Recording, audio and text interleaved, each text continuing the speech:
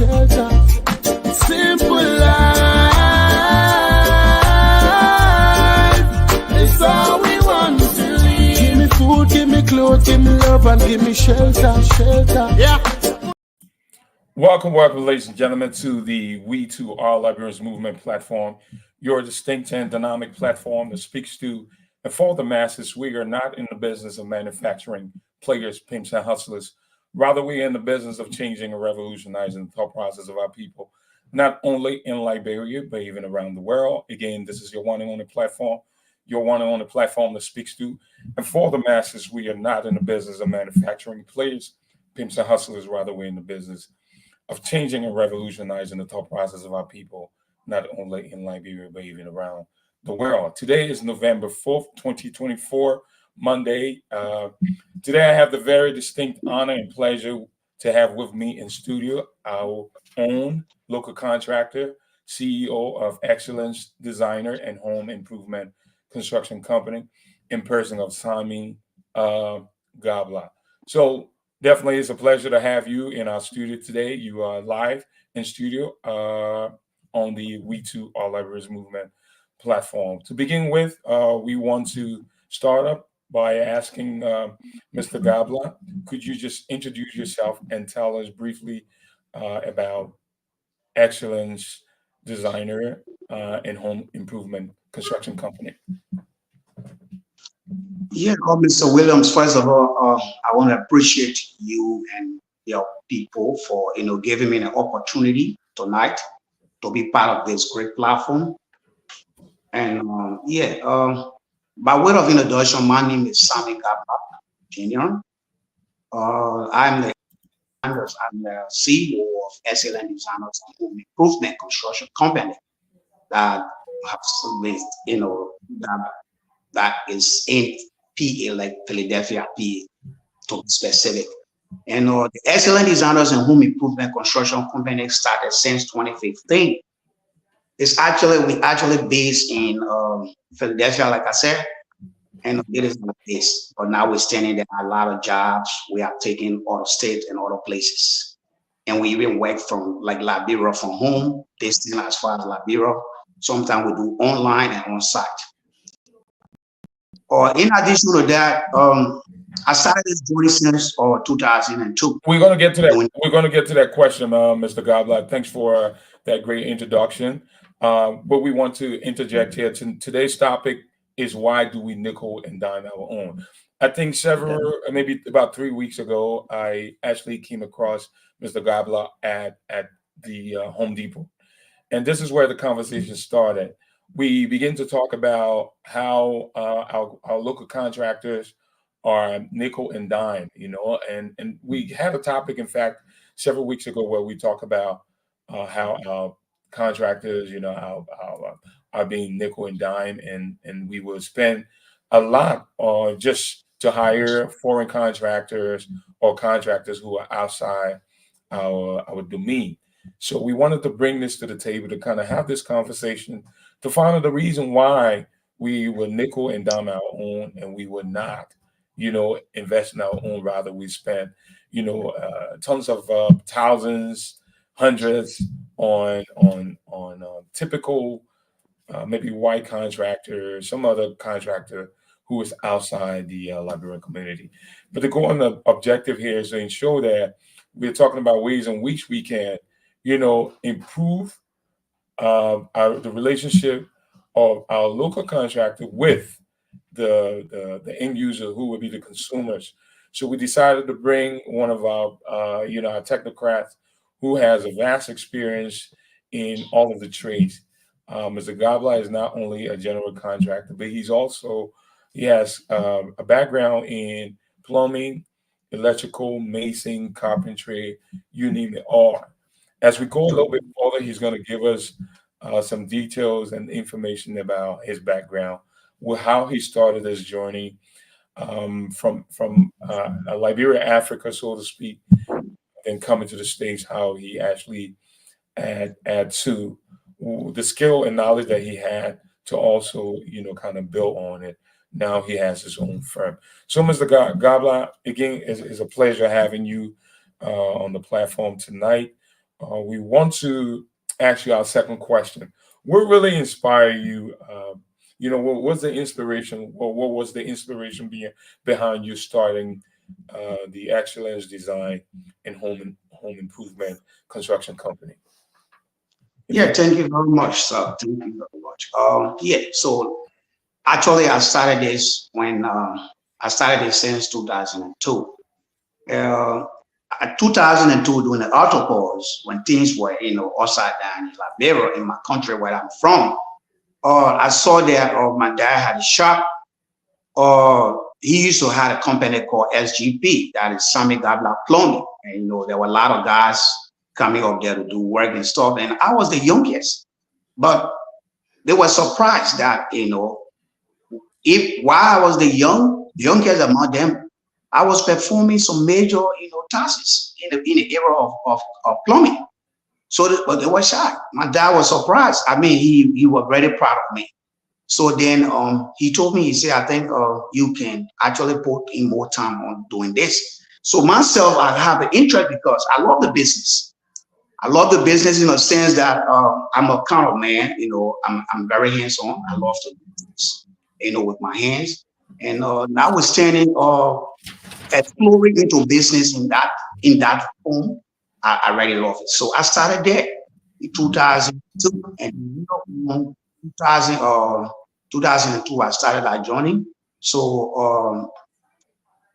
2009 I attended the Australia University. Sorry, not Australia.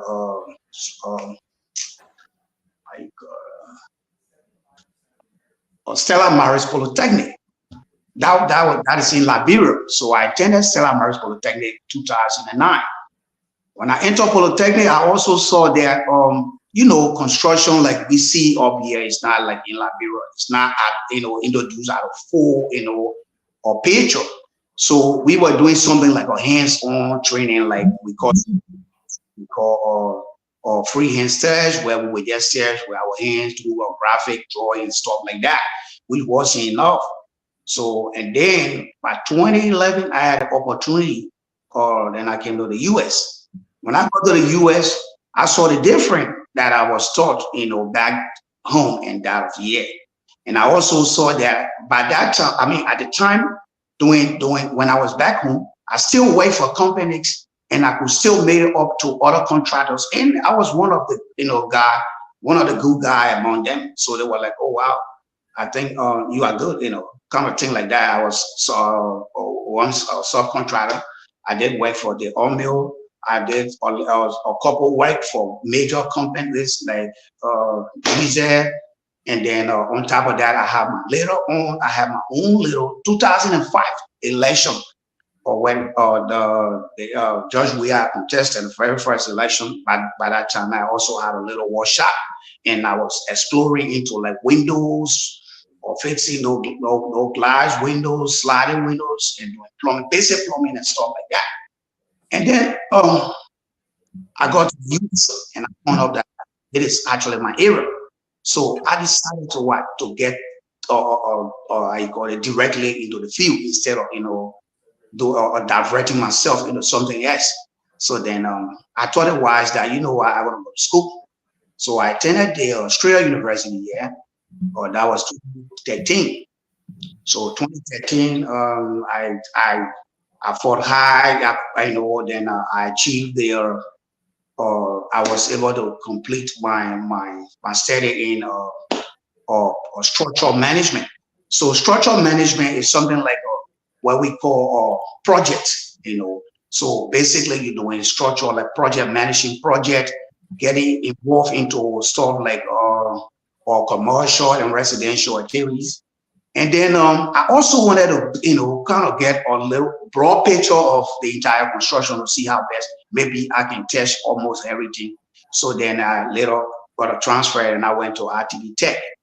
It was then in RTD Tech where something that I did not do in Liberia, I had an opportunity now to do them, like stuff like AutoCAD. We were doing AutoCAD stuff like Revit. So Revit and AutoCAD were doing both. I could, expand on drawing. I could do, the basic IT work, create my own stuff, and sometimes I serve as a consultant. When I see project, I can identify mistakes and I do some corrections. And I mean, I was way here in America, and I was still doing stuff back home, like serving project, doing some video stuff for people. So these are things that I started to do. So yeah, everything pertaining is field, how I got involved in my up to now that I mean where I find myself. Just to clear it, just to complete that part. All along when I started my school and other things, when I left, I still have another challenges on here where I noticed that there were a lot of companies, in need of me based on my experience. So now I went to the company, like I actually worked for the Home Depot department store. I serve as a like in-store supervisor or consultant, like managing the area of plumbing specifically. And then later on, I got to know that I got vast knowledge, like general knowledge. So I was just general flow, or supervisor, like I just get places and help. So I was doing stuff like that. Then I got another job. I had another job at DC or Equity Residential. Equity Residential, specifically, they take care of those senior citizen buildings and stuff. Like it's a general routine. It's something, the practice, something we call a construction or technician. So working for Equity is like when they send you to, maybe if you got a work order of 6 or 7 for the day, you have to do everything regardless of whether it's plumbing or electric or anything you find in there.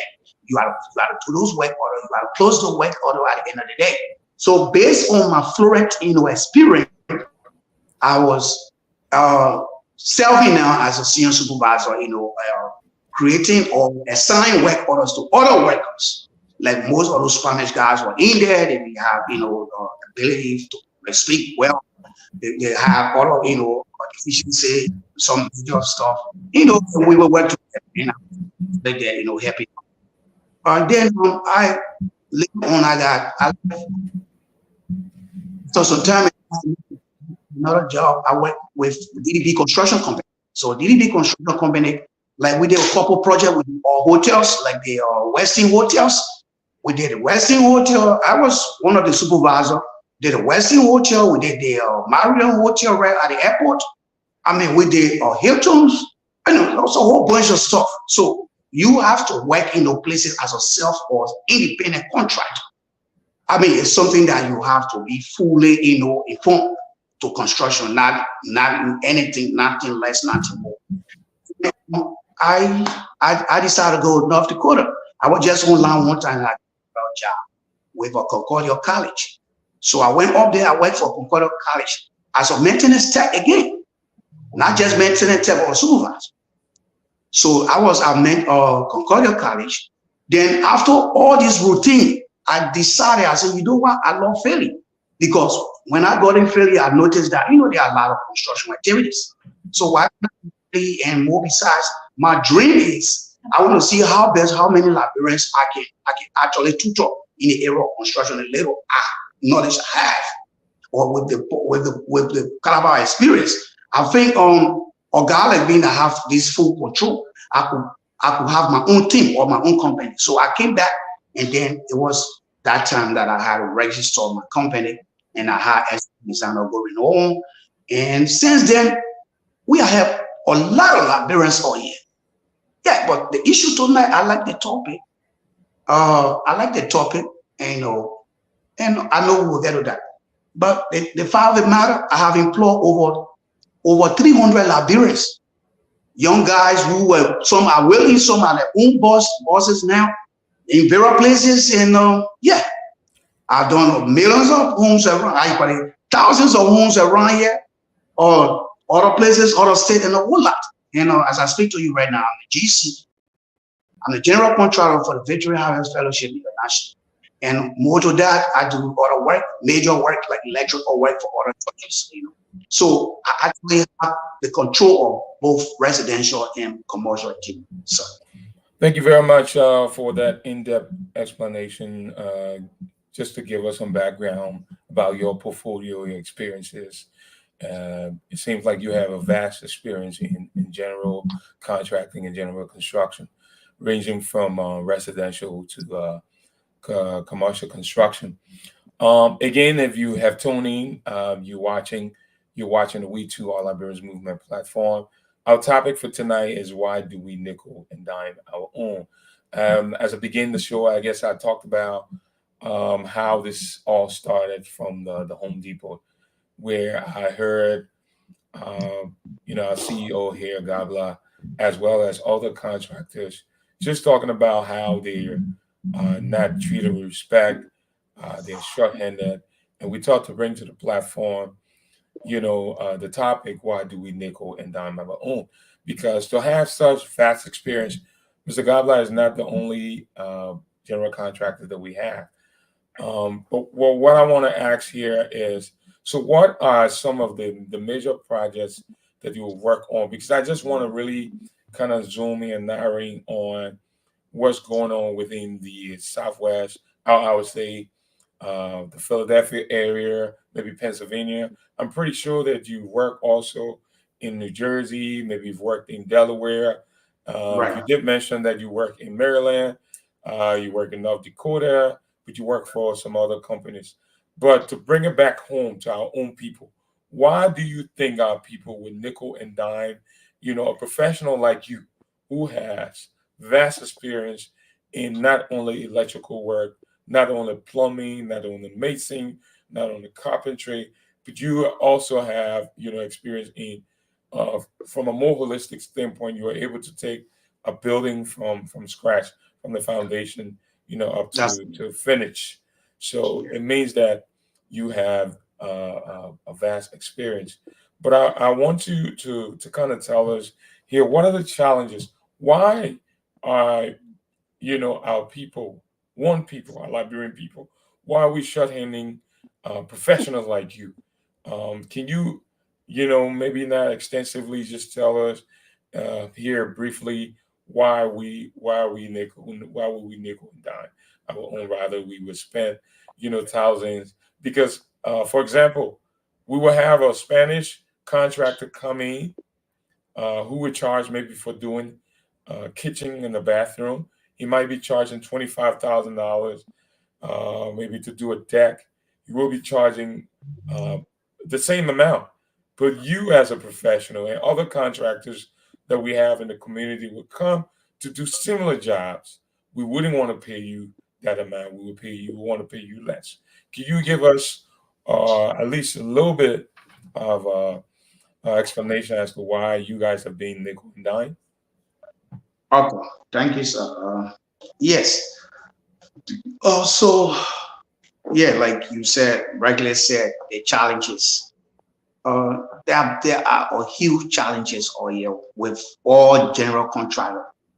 Representing all of the Liberian contractor all year, I would likely tell you that, it's a hell all year for we Liberian contractor.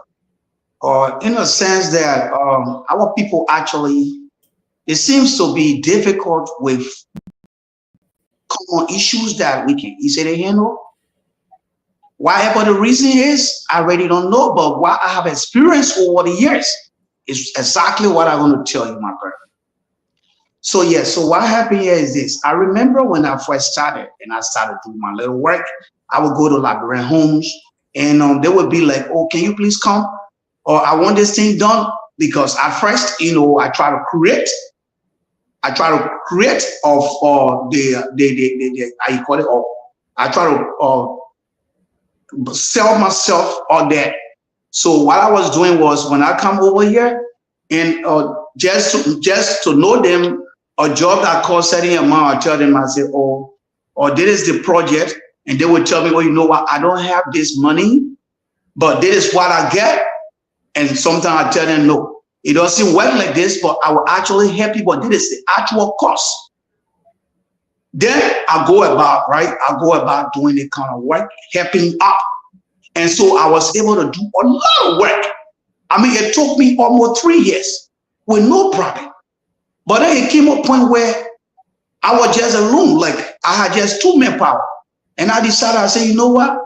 If that is what I want to do, I have to attach value to my life. I have to attach value to my trail. I've been through a whole lot in this field. And I have interacted or have a major competition with workers on site. And I know my value. I know what I want. I have to attach this worth now.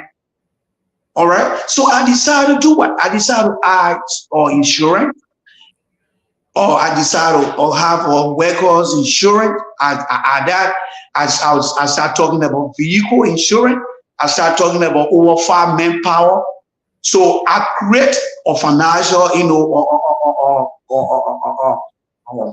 how you call it, or financial.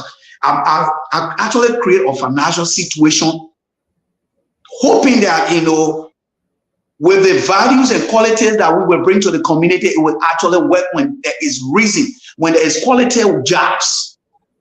So now I would probably take a 5 guys on the side where I understand that this job actually worth for 10K. And then understanding the fact that here I'm going here to do this job for 10K and I got a 5 manpower. And if this job requires insurance or like a permit, I have to put the insurance on it. Because no borough will give you, borough or city will give you a permit without you being insured. So with my 200,000 insurance that I started with, I started to do that and I started to pay my workers on time and so forth. Now, as soon as I had these things, then I told myself, I said, you know what? I cannot enter into a contract anymore without doing or legitimate paperwork or due. There must be or due between or you know or black and white between my people, even though they are my own librarians, but there must be a black and white between or due that will be signed and agreed upon. So I started to do a contract. So that is what I started. I designed my contracts where I still try to limit it or bring it closer to the convenient. I had 3 installment payment. Like I would say first payment, second payment, third payment. And for the first payment, I try to push this job to 60%. So, but then, mind you, some of them they are very crafty, will be like, oh, you know what? No problem. The first payment will come. After the first payment, the second payment is where, workers will take pay. And then the last payment is where I expect to take care of, myself and the company. Before you know it, in the middle of the contract, first thing, some of the customer, our own library customer, they will be like, oh, you know what? I want to buy my own stuff. I said, okay, no problem, let's go.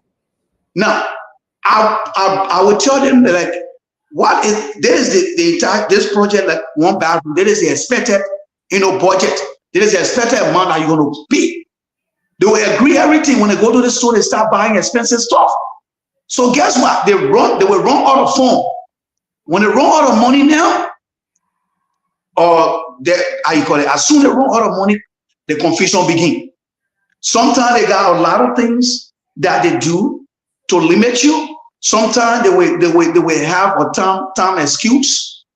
Sometimes they will tell you that there is emergency or you'll have to reschedule over 2 to 3 weeks. Understanding that workers are sitting there and they must get paid. So let's assume that the contract was 1 month and then 3 weeks is already gone. And the contract, the quantity of work are past 70 to 80%. So now they have nothing to lose. The following week, when you go back there or after a month, if they don't call you at all, when you go back there, you will see another contractor in the building. I don't finish up or the stuff is done. Now, if you want to put on any kind of software, like Acumen or anything, mind you, I have an issue like that. I have to go to court.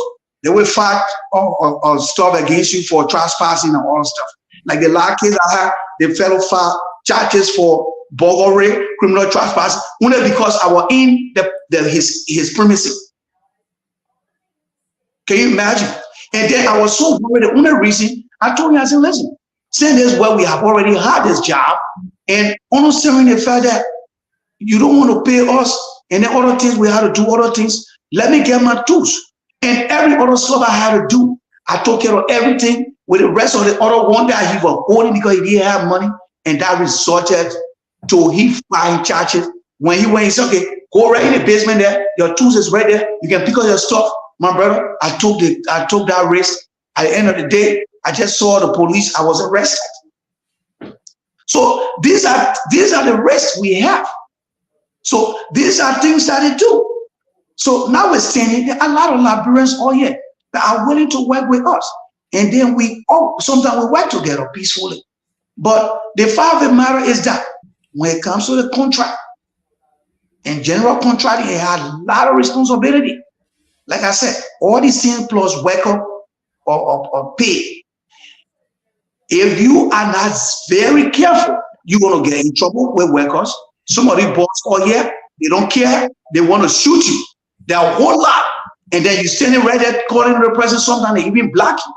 So these are the challenges we have. These are some of the challenges we have. Wow. Those are major challenges to see our own brothers and sisters, fighting our own kind. We're fighting amongst ourselves. And so what are some of the strategies? It's very disheartening to hear that, with these consumers or customers are taking advantage. And I don't know. I can't speak for these I would say customers, because some of these customers too probably may have had some experiences in the past where you have contractors will come and promise to get the job done, and we're saying the same thing. The reason why people when they go and dine or skilled contractors, because some of the contractors may not be as professional. But like you said, you went ahead, you register your business, you have license, you're licensed, you're insured, you go ahead, you get permits, you try to add value to yourself. Yes, I'm licensed and insured. Try to set the standard, yet and still you still have these problems. So my question to you, because if we're not really setting the standard to the point where we are separating personal relationships with the job, because the real truth is you're going there to get a piece of job done. And so if you set the standard, I think you set the standard. If all of us will work together, all of us as contractors, like we talked when we met at the Home Depot, to create some kind of union, so that we can create the standard where we will be respected as professionals, will be respected as craftsmen, then we would never, if we're not creating that environment, the customers wouldn't take us very seriously.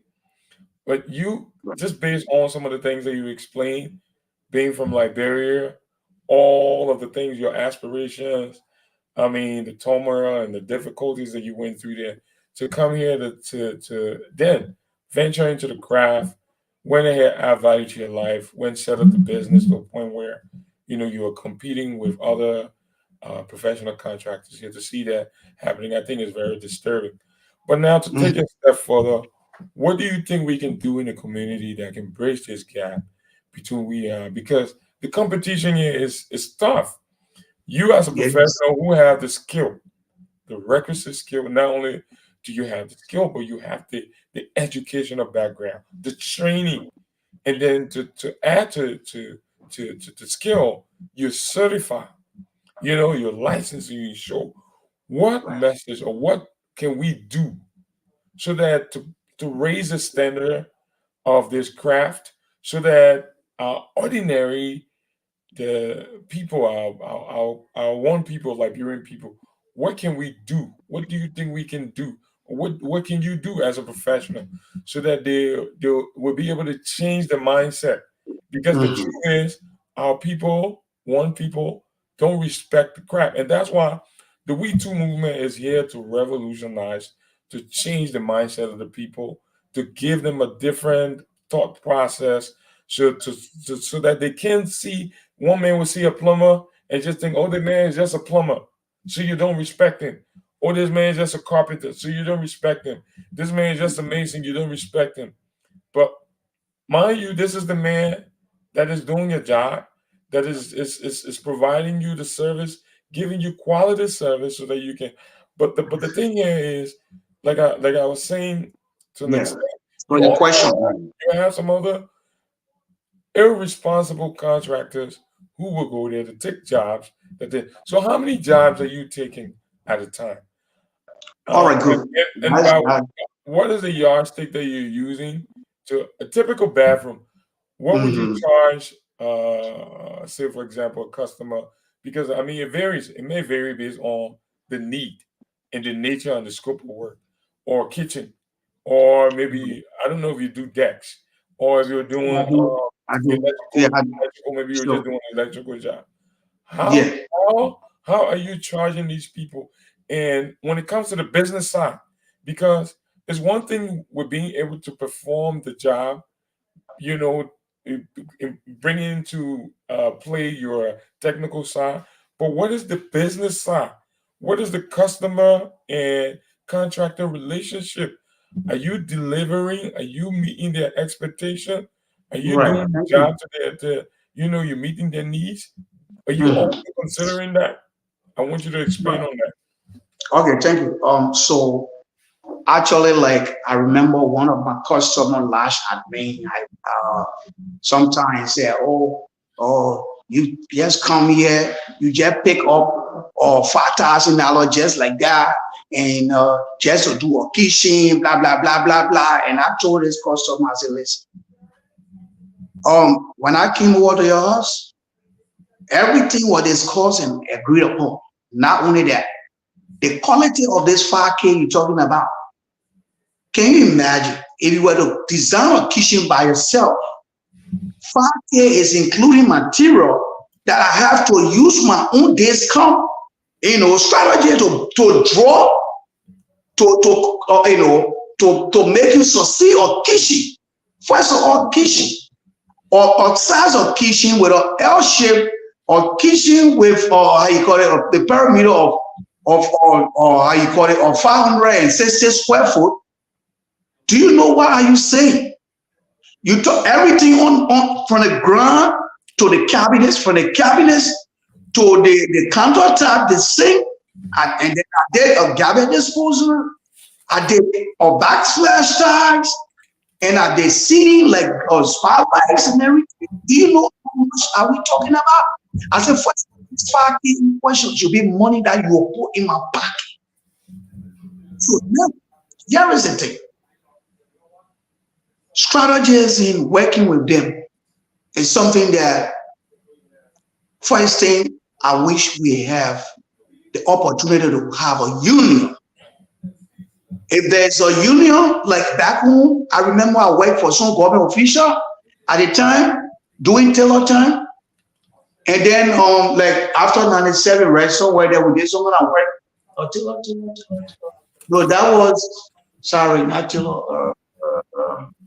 That was, early time. And this individual, before I came, this individual never wanted to pay us. And I went to the labor ministry because he was like, bro, I have my own lawyer to the side. All right. So, but yeah, America kind of limit us from a lot of things because sometimes it's just hard to fight with these people. And when I went to the labor ministry, I got paid. They pay us, okay, I got it double, to be honest with you. But our people, when like the thing that has to do with the charging and the quality, when you work with the quality, you must almost say like yes, or it worth it. All right. So working for these people, they are our own people, they are our employer, all right. They put money in our pocket, but on the other hand, there are a lot of them that do not even, do not even count us to be anything. So somebody anger starts to develop when you are working with a particular person who have hired a contractor before or So I want to hold you there. You said that these people don't regard you, as a contractor who's providing service, what I mean? And maybe because of the craft, the trade, and maybe because you're not sitting behind decks, you're not a doctor, you're not a lawyer, this and that. But it doesn't matter because somebody has to do it. And you as a contractor, a plumber, or electrician or mason, you're the craftsman. I mean, you bringing something to the table. You're erecting a structure that they're leaving. You know, without your service, without your skill, you won't be able to have a decent house or decent finished product. So I think they need to respect that. So that's something that I think we need to kind of talk about, and also to see how we can improve the quality of or the standard, so that they can be able to see, when they see you as a plumber, they see you as a contractor, see you as a technocrat, you know what I mean, an engineering technician, and things like that, so that they can respect you. But I'll let you go for that. I just wanted to bring that to the table because I feel they already do mean they don't respect the craft. You know, just want to throw that in. All right, no problem. I want to add up to that.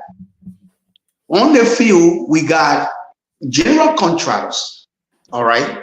The general contractors are someone with a wide range of experience, like the entire 9 years, to ensuring that, giving the assurance that at the end of the day they can control over everything.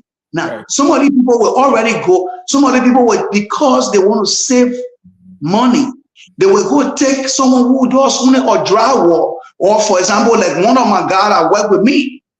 As soon as you get to the site, while you're trying to do estimate, they will call that worker, or guy that train it on the side. Before you know it, to get that minute job. Now, if 2 or 3 people, with 2 to 3 people like that, with no bad experience, it's almost like individual that came from a bad relationship. So when you go there, they don't picture you to be with any value. So they start to look down. They start to look down. So these are things that they actually do. So you are there and say, look, listen, what actually you want to do? You say, I still want to remodel my whole house. Then you tell them, okay, say you want to remodel the house, I got control over everything. You always start from like the floor, down to bottom, including kitchen, bathroom, and everything, including bedroom, everything. Major work. When everything is discussed, and you guys agree upon a particular price, the next thing is this. Considering the fact that you got a time frame, sometimes these are things that they do. They're going to be like, okay, so you're working from now to this time, you say yes. And then, mind you, not all laborers, some of us like me, I got workers, I got guys who are white guys, I got Black American, I got some Spanish guys, depending on the contract and the income. It left with me to hire anybody you want to see, anything you want to see. So I want to hold you on that note again. Now, hopefully you can hold your talk. How are they treating your white contractors and the Spanish contractors? How are your Liberian people, when you bring those contractors, right? Those people that you sell your contractors to, how your Liberian brothers and sisters, how do they relate to them? Yeah, sometimes, like actually when you see them, when they see, for example, if you go to their home and you have a guy like a white contractor or a Spanish contractor, when you take them there, the first thing, they kind of grade, okay? They kind of grade like, oh yeah, boy, there will be a little respect. But when you get there one-on-one, trust me, you cannot get a vibe. You cannot get that vibe. Even if you bring your portfolio is being presented, like you got all the qualities, and mind you, nobody will just walk to their house with us seeing or past job or a referral. There must be a referral. There must be something that you have seen before you call this in. You say, come in, give me your estimate. So sometimes what some guys do here is this, I will tell you for free. Some other guys go and just get some of those foreign guys and get taken to the job and take money and leave. Because they forget to know that the very guys that they interact with on a daily basis, they download you, and then they prefer those other guys. And let me tell you something, even the field that we're in, thousands of those guys and all work together. They make a lot of mistakes. And we go there with correct and say, and listen, when they have already spent, if the whole project was to, the actual budget for that project was around 8K. They have spent 6K already. Then you come, you get an estimate. Why you charge me like this? And somebody already took that money and gone. And the whole angle now that you they're bringing it to. But if they know you, they know where you live, or they know your area, they know who to get to. Through that person, they can get to you. But most of the job, we take all your jobs, like, you know, we take the typical abroad and say, like somebody finish eating a balloon. Most of the job, you go to most of the horses, it's half done. And it's not just done, but it's half spoiled. So you have to start the whole thing over, because you don't want to leave and have a problem for the future. Then they will blame it on you. Like me, I can tell them for free. Since I came to the country in 2011, I've been in the state. I went 1 or 2 places. I came right back here. So I've been here for a decade. So if somebody want to be, you know, a criminal to incriminate you, the person will not be like special. And some of the people, can you imagine? They will even abuse you and call you back when they get private. Like almost 2 other customers told me, I said, I'm sorry. Well, why are you doing it? And he said, homie, no, I said, yeah, I'm sorry. I actually basic. And these are things that are going on around here. It's not like we're wicked, but the way they treat us. Okay. So then we're running out of time. So I want to ask you, that would take me to the next question, because it's obvious that a lot of the customers don't really respect contractors. It's 2 ways. And a lot of the contracts are the reason why people are not respecting these contractors, because the man's not able to do the job. He takes the money and he's not able to deliver. So like you just alluded to, the contract, the customer who's calling you now is already upset, already has that grudge, and you coming in because they already spent, it was an $8,000 job. You spent $6,000, and the man was not even able to perform, and was not able to deliver, and you coming in to fix the wrong. So they're a little bit apprehensive. They're scared that this man is coming. He may not, and I'm not, you know, I was shorthanding him already. They're shorthanding you, and you coming up with your good intention, professional skill to finish the job. You have to go through all of that. For the sake of time, you know what I mean? If you're tuning in, you're watching the We Too Are Liberians Movement platform, your distinct and dynamic platform that speaks to for the masses. We're having an interview with our CEO of the Excellence Designer and Home Improvement Construction Company right here in the Philadelphia area. He's been around, like he said, you hear it from his own mouth, since 2011. He has a vast experience in residential commercial construction. I've seen some of his work. He's really great. And so if you you have a piece of job that you want to be done, you can contact him. At the end of the show, you're probably going to just call your number. You know, I'm pretty sure that a lot of people may have seen your work around. But what are some of the projects, real quick, some of the projects that you have done that you can pinpoint and say, oh, yeah, I have my name on this, I have my name on that, real quick? Can you give me 2 or 3 projects that you've done here that a lot of people can kind of, quickly see in the Philadelphia area there? Okay, thank you very much. So some of the projects I've been doing, like for example, I made mention about the Victory Harvest Fellowship International. What in particular you did there? What in particular you did there? What particular job you did there? So basically, since the first GC left, I've done specifically, I did the entire rewiring of that cathedral church, including the baptism pool. I did the children ministry, a whole bunch of stuff. I did all of the offices. I have been the #1 man there, and I am as we speak. In addition to that, I have done a lot of work for like commercial places. Like I built from scratch. Like we got the EcoNet. The EcoNet is located down on 63rd. It's a whole elaborate entertainment place. I designed a whole place. It's owned by one Prince Cover. And I've done a major drainage work. I'm also a machinist. So things like has to do with major drain damage. I've done over 20 around here. So I've been doing, like in recent time, I did one on 63rd, down 63rd. Or the back road when you leave from Beaumont Bridge, you come in right there on the right hand. Today, as we speak, I just did another one Upper Derby. And I also did in recent time, I did some work at the Lutheran Church or basic electric, like rewiring stuff like that. And I've been doing a lot. Like some of the church members at the Victory Harvest, I've been doing a whole lot of work there. I got a project in like a recent project in what's the place name? Delaware. I just couple of work there, and there used to be a friend here called Francis. So he left and went North Dakota in Fargo. If people that left from here went Fargo, if they are watching right now, I was the one that placed the permit.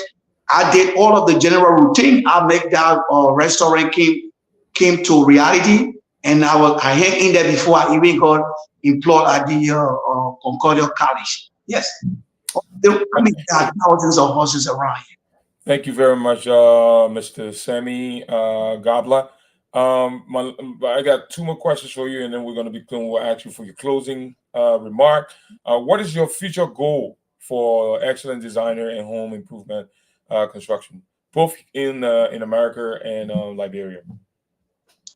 So yeah, my future goal is I'm looking at because I'm going to get very busy in and out. I'm going to be very busy. Yeah, I just looking at establishing something like maybe a maintenance team, or establishing a maintenance team. So like I want to have a maintenance service where it don't have to only be in Philadelphia, but it's just going to be something like I want to give it up for my people, like anybody far in like out of state or anything. Maybe they have a drainage clock. It will be a sink, somebody responsible for that. When they call my line, I place them on video. I can help them right there. I don't have to come there based on their experience. It can even be someone I've seen experience. I can work with them right there. I don't need pay. I would definitely help you as a Liberian, a kind of thing like that. And then in Liberia as well, it's my plan to go and establish a vocational school. Wow. Because Great. that have already been my goal, like go establish a vocational school.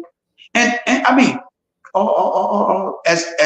expand on this thing, like just give it up to the youth. They need it. They really need it. I understand that we are here, and sometimes we make the money, but it's not all about money. So if I go in like the Liberia, like the construction area is very challenging, you will notice that even people are saying, oh, Liberian contractors are not good. That's a perception. So in order to change those perception, I will make it my duty. I want to go to Liberia. I even want to work for the public way. I want to showcase myself. I want to prove to them that there's a lot of capable Liberians out here. Thank you very much. I see. Thank you for bringing your passions to the table. You want to go back to Liberia. Not only Liberia, you also want to help here with major drainage and minor drainage work. Do maintenance, repairs, and things like that. You're hearing it from your brother, the CEO of the company name is here. Is called Excellence Designer Home Improvement Construction Company. So if at the end of maybe in your closing remark, you would kind of give your number out there, we would stay in touch with you. We want to also keep in touch with you because we want the young man who is out there who, because everybody can go to a typical university. Some of us will have to go to technical schools, vocational schools. And I think what it's going to do in our community here and both in Liberia will kind of strengthen the middle class. I'm pretty sure every day you go home with something in your pocket. You don't have to wait because you're self-employed, sure. Run your own business and things like that. So this is I want to commend you for the job well done. I said, keep up the good work. Don't give up. But to close now, how can we help? We are closing now. How we as a community, how can we help you, to kind of improve your business and to change the contractor and customer relationship? What can we do? So what I want my intro to this community and kind of frustration and things happening in the construction or setting, I would likely say, let's do the right thing, even if you call your Liberian brother and you want him to do most of regardless of who you feel, I mean, how you feel of him or trap or any kind of thing. Or, I mean, just talk to him and do the right thing. Stick to the contract, see how best. Even if the money is not there, just talk to him. Because most of the time, contractors get frustrated, like some of us, when there is more job and less pay. This is where the confusion starts. And when there is more job, it means that there must be more pay. Because everybody that attend all of that work, they expect to go home with something. And if they spend over 2 weeks, understanding that each other guy is going to walk away with at least $60, and the money is already finished, so no contractor will come back to you and say, "Oh, can you please just give me 1,000, please?" It will be very crazy or topic to bring to you as a So and on top of that, or in as much you can afford this amount, be reasonable with us. We are your own. We work with you in any way, any form. Trust me, we've been doing it a whole lot. We are not criticizing you. We are not saying that you are not there for us, but we just want you to moderate. Be moderate alone. Being friendly. You never know. You could need another help because home is a continuum or renovation. Once you own a home, it's continually. It's always something that is a year in, year out. You will never, how you call it, or do away with contractors. And we contractors will never do away with you as our employer. That is my message on it. All right, to my fellow comrades, or let's try to be real with these people in as much we do not have control over a particular thing. Instead of putting fear in the job or the market, you can call someone, you can call me, we can come there and share a bit of idea, and so that we can reduce the frustration in the community. Thank you, sir. It's a pleasure speaking with you, Mr. Gabler, and CEO of the, again, Excellence Designer and Home Improvement Construction Company. We want to say that we're inspired by your experiences. Thank you for your impeccable services that you've been providing. We are truly grateful, and we want to pray that, the great God will continue to strengthen you as you continue to push forward, getting the job done, providing quality jobs for our people. Again, this is how we can conclude this session of the show. The last thing I would like to ask you just before I conclude the show, how can we contact you? Do you have a number? Do you have an address?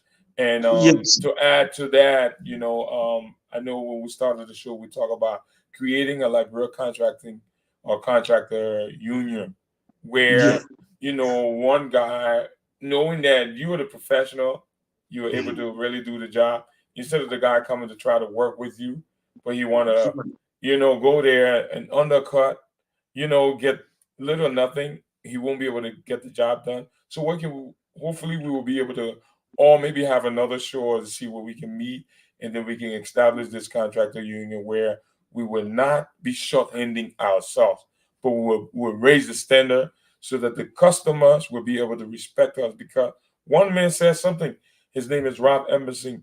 He said, if a man can write a better book, he said this in the back of the lecture in 1871. He said, if a man can write a better book, preach a better sermon, build a better mousetrap than his neighbor, even if it builds his house in the wood, the word is going to make a beating path to his door. Dr. King said, if you can't be a tree, be a bush. Can't be a highway, be a tree, but be something. So everybody can be lawyer, everybody can be doctor, everybody can be teacher. When That's right. there's no passion to be found playing small, settling for a life that is less than the one you're capable of living. I think one hand washes over the other. Even cultural anthropologists says that.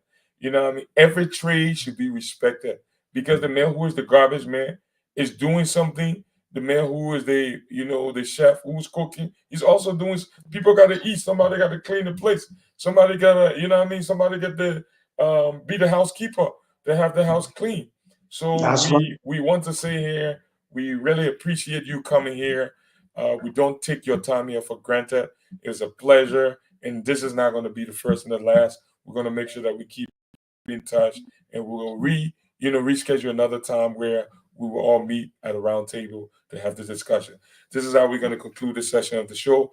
I have been your host, C.A. William. This is the We Too All Liberians Movement platform. I look forward to talking to you guys here. Thank you very much for being a part of us, Mr.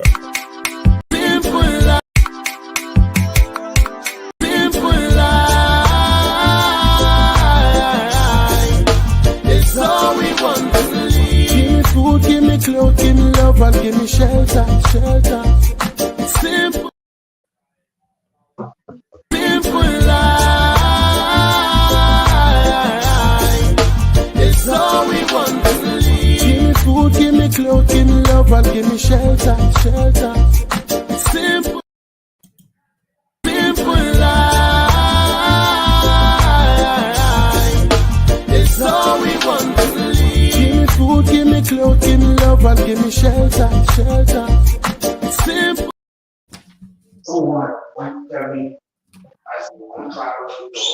Simple life. It's all we want to live. Give me food, give me clothes, give me love, and give me shelter, shelter.